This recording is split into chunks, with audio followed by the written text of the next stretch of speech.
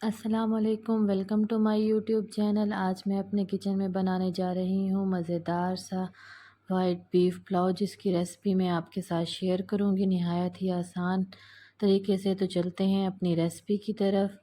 तो सबसे पहले मैं एक बर्तन ले लूँगी जिसमें मैं हस्बे ज़रूरत इसके अंदर आयल को ऐड करूँगी। हम ज़्यादा ऑयल नहीं लेंगे क्योंकि जो मैं बीफ इस्तेमाल कर रही हूँ उसकी यखनी में भी थोड़ा बहुत ऑयल होता है। तो इसके अंदर मैंने ऐड किया है एक अदद प्याज को मैं यहाँ पर ब्राउन कर लूँगी।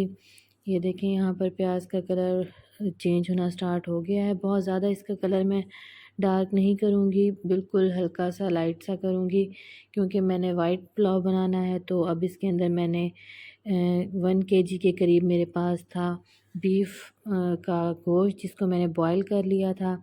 और अब मैं इसको इसमें अच्छे से भून लूँगी प्याज़ों के साथ, ताकि इसकी स्मेल ख़त्म हो जाए। और इसके अंदर मैं ऐड करूँगी 1 टेबल स्पून के करीब मेरे पास है लहसुन अदरक का पेस्ट। आप चाहें तो यहाँ पाउडर फॉर्म भी यूज़ कर सकती हैं और फ्रेश भी। यहाँ पर मेरे पास 2 अदद मीडियम साइज़ के टमाटर थे, जिनको मैंने काट के इसके अंदर डाल दिया है। और उसके साथ ही इसके अंदर मैंने सब्ज़ मिर्चें भी शामिल कर ली हैं। अब मैं इसको इसके अंदर अच्छे से भून लूँगी और इसके साथ ही इसके अंदर मैं ऐड कर दूँगी गरम मसाला, जिसके अंदर मेरे पास लौंग, दालचीनी,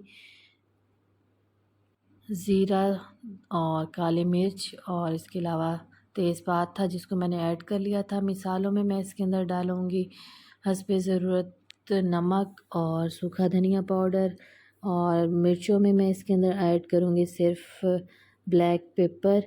और आप चाहें तो हल्की सी सुर्ख मिर्च भी टेस्ट के लिए डाल सकते हैं, लेकिन मैं इसमें सिर्फ काली मिर्चें ही ऐड करूँगी। और इसके अंदर मैंने 1 टेबल स्पून भर के ज़ीरा पाउडर भी ऐड किया था। अब इसके अंदर थोड़ा सा पानी डालकर इसको पका लेंगे ताकि टमाटर भी अच्छे से सॉफ़्ट हो जाएं, हमारी ग्रेवी अच्छी सी बन जाए। ये देखिए, यहाँ पर मैं इसके अंदर ऐड कर रही हूँ यखनी, जिसके अंदर मैंने गोश्त को बॉईल किया था। मैं 1 गिलास चावलों का लूँगी तो मेरे पास यहाँ पर 2 गिलास हैं यखनी। इसको मैं इसके अंदर डालकर अच्छे से पका लूँगी। और मैंने ये चावल पहले से भिगो के रख दिए थे। और यहाँ पर देखिए, मेरे पानी में अच्छे से बॉयल आ गया है। अब इसके अंदर मैं ऐड कर दूँगी चावल, और चावलों का पानी खुश्क होने के बाद मैं इसको रख दूँगी दम पर। यहाँ 3 से 4 मिनट के बाद इसमें बॉयल आना शुरू हो जाएगा और चावलों का पानी कम होना शुरू हो जाएगा। अगर आपको मेरा ये तरीका अच्छा लगा हो तो मेरी वीडियो को ज़रूर लाइक करें, मेरे चैनल को सब्सक्राइब करें और मज़ीद अच्छी वीडियोस के लिए मेरे चैनल पर विज़िट ज़रूर करें। ये देखें, यहाँ पर इसका पानी कम हो गया और मैं इसको 15 से 20 मिनट के लिए दम पर रख दूँगी कवर करके। और ये 20 मिनट हो चुके हैं और मेरा दम खुल चुका है। ये देखें, मज़ेदार से मेरे चावल रेडी हैं। अब मैं इसको यहाँ पर कर लूँगी डिश आउट।